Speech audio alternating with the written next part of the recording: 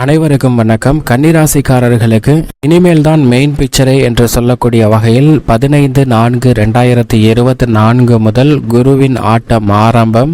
சுக்கிரனின் ஆட்சி வீடான ரிஷபராசியில் அமரக்கூடிய குருவின் அமைப்பு காரணமாக அதிரடியான மாற்றங்களை பெறக்கூடிய முதன்மையான ராசியாக கன்னிராசி பார்க்கப்படுகிறது. ஏனென்றால் அஸ்தமஸ்தானத்தை விட்டு விலகி குரு மிகவும் வலுவாக 9ஆம் இடமான பாக்கியஸ்தானத்தில் அமர்கிறாருங்க. 9இல் குரு என்றாலே உச்சபட்ச நன்மை நிறைந்து கிடைக்குங்க. ராசிக்கு மிகவும் சகாயமானவர் இல்லை என்றாலும் கூட குரு ராசியின் அதிபதியான புதனை பகை கிரகமாக பார்த்தாலும் கூட கோல்சார விதியின் அடிப்படையில் 9ஆம் இடமாகிய பாக்கியஸ்தானத்தில் குரு அமர்வது மிக பெரிய அளவில் அதிர்ஷ்ட யோக வாய்ப்புகள் நிறைந்த ஒரு தருணமாக பார்க்கப்படுகிறது. 12 ராசிகள்ல முதன்மையான அதிர்ஷ்ட யோக பலன் நிச்சயமாக ராசிக்காரர்களுக்கு நிறைந்து கிடைக்கிறதுங்க. ஜென்ம கேதுவின் ஆதிக்கம் இருந்தாலும் கூட சனி மிக சிறப்பாக ரூணரோக சத்ருஸ்தானத்தில் இருக்கிறார். இப்படிப்பட்ட இந்த தருணத்தில் குருவும் 9இல் அமர்வது கன்னிராசிக்காரர்களுக்கு மிக சிறப்பான நல்ல முன்னேற்றத்தை ஏற்படுத்தி கொடுக்கக்கூடிய ஒரு இனிமையான தருணமாக அமைய போகிறது என்பதை தெளிவாகவும் துல்லியமாகவும் உறுதிப்படுத்துகிறார்.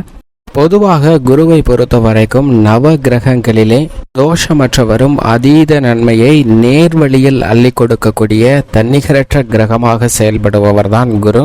என்றால் நவ கிரகங்களிலே குருவிற்கு பகை கிரகம் என்று புதன் சுக்கிரன் இருந்தாலும் கூட குருவை எந்த கிரகமும் பகை கிரகமாக பார்க்கவில்லை என்பதுதான் குருவின் மிகப்பெரிய சிறப்பாக பார்க்கப்படுகிறது. அது மட்டுமல்லாது இனிமேல் தான் மெயின் பிக்சரே என்று சொல்லக்கூடிய வகையில் 2024 ஆண்டு ஏப்ரல் மாதம் 15ஆம் தேதியிலிருந்து குரு மிக வலுவாக தனது பகை கிரகமான சுக்கிரனின் ஆட்சி வீடான ரிஷபராசியில் சஞ்சரிக்க போகிறாருங்க. எனவே இனிமேல் தான் குருவின் ஆட்டம் ஆரம்பம் என்று சொல்லக்கூடிய வகையில் பல அதிரடியான திருப்பங்களை சந்திப்பதற்கான வாய்ப்பு நிச்சயமாக உருவாகிறது. பொதுவாகவே குரு ரிஷபராசியில் சஞ்சரிப்பது அவ்வளவு சாதகமான ஒரு அமைப்பாக பார்க்க முடியாது. ஏனென்றால் தனது பார்வையில் சுக்கிரனை பகை கிரகமாக பார்க்கிறாருங்க.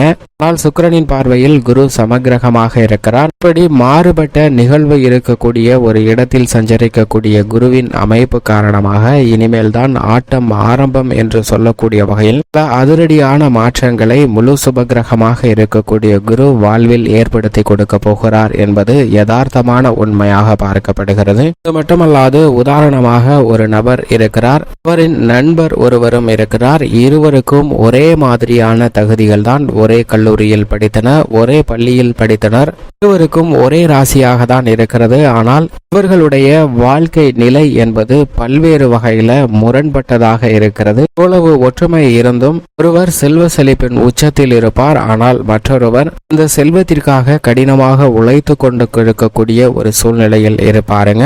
இதற்கு காரணம் என்னவென்று பார்க்கும்போது நம்மளுடைய கர்ம பலன் அதற்கு பதிலாக இருக்கிறது. ஆனால் அதே சமயம் முழு சுபகிரகமாக இருக்கக்கூடிய குரு சாதகமாக தன்னுடைய அமைப்பில் சஞ்சரிக்கும் போது, சஞ்சார அமைப்பை வலுப்படுத்தும் போது நிச்சயமாக தங்களுடைய வாழ்வில் ஏற்படக்கூடிய பல்வேறு வகையான இன்னல்களை குறைத்து நல்ல பலனை பெறுவதற்கான வாய்ப்பை நிச்சயமாக ஏற்படுத்தி கொடுக்க போகிறார். இந்த குருவின் சுக்கிரனுடைய ஆட்சி வீட்டின் ஆட்டம் என்பது பல்வேறு வகையில மிக சிறந்த மாறுதலை ஏற்படுத்தி கொடுக்கக்கூடிய ஒரு வாய்ப்பாக நிச்சயமாக அமையும் என்பதில் சந்தேகமே இல்லை. தனது நட்பு கிரகமாக இருக்கக்கூடிய செவ்வாயின் ஆட்சி வீடான மேசராசியில் அதிவிரைவாக பல அதிரடியான மாற்றங்களை ஏற்படுத்தி கொடுக்கக்கூடிய அமைப்பில் சஞ்சரித்த குரு சுக்கிரனின் ஆட்சி வீடான ரிஷபராசிக்குள் நுழைவதால் எதிர்பாராத நல்ல பல மாற்றங்கள் நிச்சயமாக ஏற்படுங்க. ஏனென்றால் நவ கிரகங்களிலே குருவின் சஞ்சார அமைப்பு மட்டுமல்ல, அவரின் சுப பார்வையும் தங்களுடைய வாழ்வில் மிகப்பெரிய மாற்றத்தை ஏற்படுத்தி கொடுக்கக்கூடிய ஒன்றாக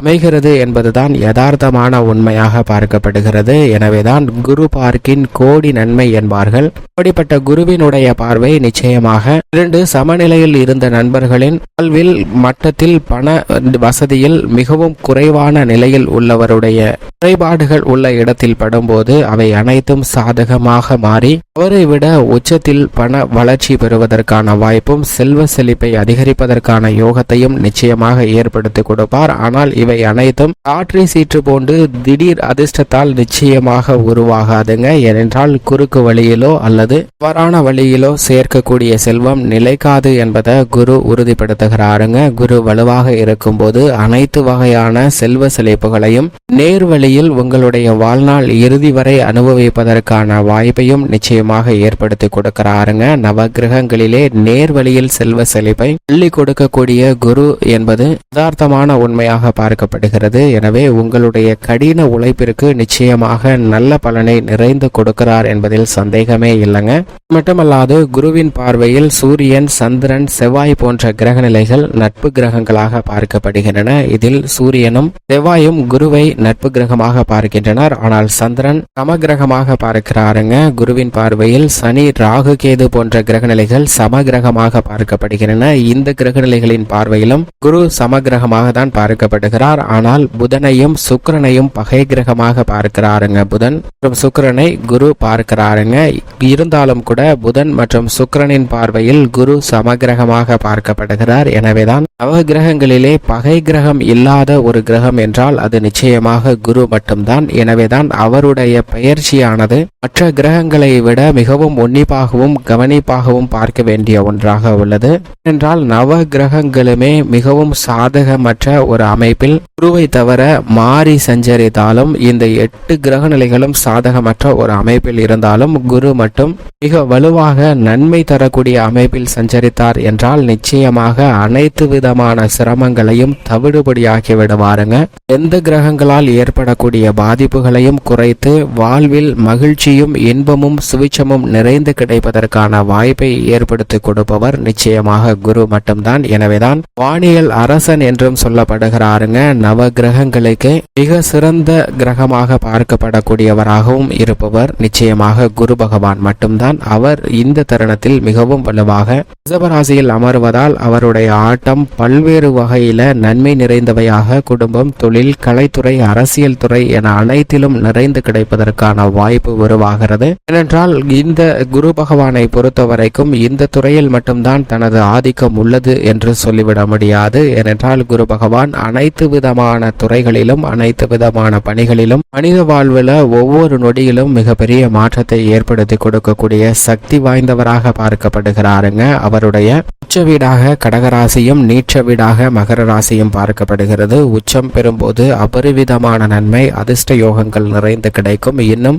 2 ஆண்டுகள்ல உச்சம் பெற போகிறாருங்க. எனவே அதற்கு முன்னதாக அல்லது பகை கிரகங்களின் வீட்டில் சஞ்சரிப்பதால் அதற்கு அடித்தளமிடக்கூடிய வகையில் நிச்சயமாக மிகப்பெரிய மாறுதலை ஏற்படுத்தி கொடுப்பார். ஏனென்றால் குரு பகவான் நீச்சம் அடையும் போதுதான் வலுவளர்ந்து இருப்பாருங்க. ஆனால் அதுபோன்ற நிகழ்வு பகை கிரகத்தில் இருந்தாலும் ஏற்படாது. ஏனென்றால் அவருடைய ஆட்டம் என்பது சற்று கூடுதலாகவே இருக்கும். அவை நன்மையை ஏற்படுத்துவதாக அமையும். எனவே இந்த தருணத்தில் மிக சிறந்த மாறுதலை சந்திப்பதற்கான வாய்ப்பு நிச்சயமாக உருவாகிறது என்பதில் சந்தேகமே இல்லை. இப்படி குரு பகவானுடைய அமைப்பு மிகவும் சிறப்பாக இருக்கக்கூடிய இந்த தருணத்தில் எப்பேற்பட்ட மாறுதல்கள் ஏற்படுகிறது என்று பார்க்கும்போது கன்னிராசிக்காரர்களை பொறுத்த வரைக்கும் 4 மற்றும் 7ஆம் இடத்தின் அதிபதியாக இருக்கிறாருங்க குரு. சுகாதிபதியும் சப்தமாதிபதியுமாக இருக்கக்கூடிய குரு பகவான் 9ஆம் இடமான பாக்கியஸ்தானத்தில் ஏப்ரல் 15ஆம் தேதி முதல் நுழைவது மிக பெரிய அளவில் அதிர்ஷ்டமும் யோகமும் நிறைந்த ஒரு தருணமாக பார்க்கப்படுகிறது என்பதை துல்லியமாக உறுதிப்படுத்துகிறார். அவருடைய சஞ்சார அமைப்பு மட்டுமல்ல, குரு பார்க்கின் கோடி நன்மை என்பார்கள். அப்படிப்பட்ட குருவின் சுப பார்வை மிகவும் அபரிவிதமாக ஜென்ம ராசிக்கு கிடைக்கிறது. 5ஆம் பார்வையாக ஜென்ம ராசியை பார்க்கிறாருங்க. 3ஆம் இடமான தைரியஸ்தானத்தை 7ஆம் பார்வையாகவும் 5ஆம் இடத்தை 9ஆம் பார்வையாகவும் பார்க்கிறார். இப்படி குருவின் சுப பார்வை ஜென்மம், தைரியம் மற்றும் பூர்வ புண்ணியஸ்தானம் ஆகிய இடங்கள்ல மிகவும் அபரிவிதமாக கிடைக்கிறது. எனவே பல்வேறு வகையான சிரமங்கள் விலகி மிக பெரிய அளவுல அதிர்ஷ்டமும் முன்னேற்றமும் நிறைந்து கிடைக்க போகிறது. எந்த துறையாக இருந்தாலும் ஒரு பொன்னான இனிமையான தருணமாக மாறுவதற்கான அதிர்ஷ்ட யோக வாய்ப்புகள் நிச்சயமாக கன்னிராசிக்காரர்களுக்கு உண்டு. ஜென்ம ராசியில் சஞ்சரிக்கக்கூடிய கேதுவின் ஆதிக்கம் இருந்தாலும் அவரது சஞ்சார தூரத்தில் பாதிக்கு மேல் கடக்க போகிறார். எனவே நீ பெரிய அளவிற்கு கேதுவால் சிரமம் ஏற்படாதுங்க. சனியும் குருவும் மிக வலுவாக உச்சபட்ச நன்மையை கொடுக்கக்கூடிய அமைப்பில் சஞ்சரிப்பதால் ராகு மற்றும் கேதுவால் பெரிய அளவிற்கு சிரமங்கள் ஏற்படுவதற்கான ஒரு சூழ்நிலை கன்னிராசிக்காரர்களுக்கு இல்லை. அவற்றை எண்ணி வருத்தப்பட வேண்டாம் என்பதை குரு தெளிவாக உறுதிப்படுத்துகிறார். அது மட்டுமல்லாது குருவினுடைய சுப பார்வை ஜென்மராசிக்கு மிகவும் அபரிவிதமாக கிடைப்பதால் இந்த தருணத்தில் திருமண பாக்கியம் நிச்சயமாக நிறைந்து கிடைக்கிறதுங்க. மங்கள பாக்கியம் நிறைந்து கிடைக்கக்கூடிய இந்த தருணத்துல கன்னிராசிக்காரர்கள் காதல் திருமணம் அல்லது நிச்சயிக்கப்பட்ட திருமணம் செய்வதற்கான அதிர்ஷ்ட யோகம் மிகவும் அபரிவிதமாக உண்டு. இது மட்டுமல்லாது நீண்ட நாட்களாக புத்திர பாக்கியத்திற்காக காத்து கொண்டிருக்கக்கூடிய கன்னிராசிக்காரர்களுக்கு அஷ்டமஸ்தானத்தை விட்டு விலகக்கூடிய குருவின் அமைப்பு 9ஆம் இடத்தில் இருப்பதால் புத்திர பாக்கியம் நிச்சயமாக கிடைக்கக்கூடிய ஒரு தருணமாக மாறுகிறது என்பதை 9இல் சஞ்சரிக்கக்கூடிய குரு உறுதிப்படுத்துகிறாருங்க. அதை விட ஜென்மராசியை மிகவும் வலுவாக பார்க்கிறார். குருவின் சுப பார்வை ஜென்மராசிக்கு அதீதமாக கிடைக்கக்கூடிய இந்த தருணத்துல குடும்ப ரீதியாக எந்த பணியை திட்டமிட்டாலும் அவற்றை காரிய வெற்றி நிறைந்து பெறுவதற்கான யோகம் உண்டுங்க. குடும்ப வருமானம் உயரும், கடன் சார்ந்த தொல்லைகள் குறையும், உங்களுடைய உடல்நல ஆரோக்கியம் என்பது திருப்திகரமாக அமையக்கூடிய ஒரு சூழ்நிலை உண்டுங்க. பூர்வீக சொத்துக்கள் ரீதியான பிரச்சனை வெகுவளவில் நிச்சயமாக குறைகிறது இந்த தருணத்தில். ஆனால் அதே சமயம் ஜென்மராசியில் கேது இருப்பதால் சற்று எதிர்மறையான சிந்தனைகள் தோன்றினாலும் கூட இந்த தருணத்தில் ஆக்கப்பூர்வமான செயல்பாடுகளை செய்வதற்கான வாய்ப்பு நிச்சயமாக உண்டு கன்னிராசிக்காரர்களுக்கு. இது மட்டுமல்லாது தொழில்துறை, உத்தியோகத்துறை, ஜீவனாதிபதியாக இருக்கக்கூடிய சனி பகவான் 6இல் மிகவும் ஆட்சி பலம் பெற்று சஞ்சரிக்கக்கூடிய இந்த தருணத்தில் அவருடன் நல்லது செய்வதற்காக 9ஆம் இடமான பாகியஸ்தானத்தில் அமரக்கூடிய குருவின் அமைப்பும் என்பது நிச்சயமாக உத்தியோக ரீதியாக நீங்கள் எதிர்பார்க்கக்கூடிய நிரந்தர அரசு வேலை கிடைப்பதற்கான யோகமும் உண்டு. எனவே இந்த தருணத்தில் உங்களுடைய முயற்சியும் பயிற்சியையும் அதிகப்படுத்துங்க. நீங்கள் எதிர்பார்க்கக்கூடிய நிரந்தர வேலை வாய்ப்பு உங்களை தேடி வரும். உத்தியோக ரீதியாக சந்திக்கக்கூடிய சிரமங்கள் விலகுங்க. சக பணியாளர்களின் ஒத்துழைப்பு சாதகமாக அமையும். நிர்வாகத்தினருடைய பங்களிப்பும் சாதகமாக இருப்பதால் நீங்கள் திட்டமிட்டதை விட நல்ல வளர்ச்சியும் முன்னேற்றமும் உண்டு. ஊதிய உயர்வு, பதவி உயர்வு உள்ளிட்ட பல நன்மைகள் இனிமையாக சந்திப்பதற்கான யோகம் உண்டு. புதிதாக தொழில்துறையில் ஒப்பந்தம் மேற்கொள்ளப்பட்டு பணிகளை செய்வதற்கான யோகமும் நிறைந்து கிடைக்கிறது. அரசு சார்ந்த சலுகைகளும் மிக சிறப்பாக நிச்சயமாக கன்னிராசிக்காரர்களுக்கு கிடைக்கக்கூடிய ஒரு தருணமாக பார்க்கப்படுகிறது. பங்குதாரர்கள், வாடிக்கையாளர்களின் ஒத்துழைப்பு கனகச்சிதமாக அமைவதால் எப்பேற்பட்ட திட்டங்களாக இருந்தாலும் அவற்றை லாபகரமாக செய்து முடிப்பதற்கான யோகம் உண்டு. நஷ்டம் என்ற பேச்சிற்கே இடமில்லை. திடீரென செய்யக்கூடிய மாறுதல்களும் மிகப்பெரிய அளவில் வளர்ச்சியை ஏற்படுத்தி கொடுக்கக்கூடிய வகையில் அமைகிறது. கலைத்துறை மற்றும் அரசியல் துறையின் நாயகனாக இருக்கக்கூடிய சுக்கிரன் மாறி மாறி சஞ்சரித்தாலும் மிகவும் வலுவாக குரு 9இல் அமர்ந்திருப்பதால் கலைத்துறை ரீதியாக புகழ்பெற்ற நிறுவனங்களுடன் ஒப்பந்தங்கள் மேற்கொள்ளப்பட்டு பணியாற்றுவதற்கான வாய்ப்பு கன்னிராசிக்காரர்களுக்கு உண்டு. உங்களுடைய சிறு படைப்பாக இருந்தாலும் கலைத்துறை ரீதியாக நல்ல வரவேற்பு நிச்சயமாக பெறுங்க. அரசியல் துறையிலும் நீங்கள் எதிர்பார்க்கக்கூடிய வெற்றி வாய்ப்பை நிறைந்து பெறக்கூடிய ஒரு பொன்னான தருணமாக பார்க்கப்படுகிறது. மாணவர்களின் கல்வியில் மிக சிறந்த வளர்ச்சி பெறக்கூடிய ஒரு தருணமாக அமைகிறது. விவசாயத்துறையின் அதிபதியான செவ்வாய்க்கு நட்பு கிரகமாக இருக்கிறார். எனவே விவசாயத்துறையில் நீங்கள் திட்டமிட்டபடி புதிய நிலம், பண்ணை நிலம் அமைத்தலுக்கான யோகம் மிகவும் அபரிவிதமாக கன்னிராசிக்காரர்களுக்கு உண்டு. பல்வேறு வகையில விவசாயம் சார்ந்த பணிகளில் இருக்கக்கூடிய சிக்கல்கள் நிச்சயமாக அழகும். பெண்மணிகளை பொறுத்தவரைக்கும் பெண்மணிகளின் நலனுக்கு பொறுப்பேற்றவர் குரு மற்றும் சுக்கிரன் மாறி மாறி சஞ்சரித்தாலும் குரு 9ஆம் இடமான பாக்கியஸ்தானத்தில் வலுவாக அமர்ந்திருப்பது நிச்சயமாக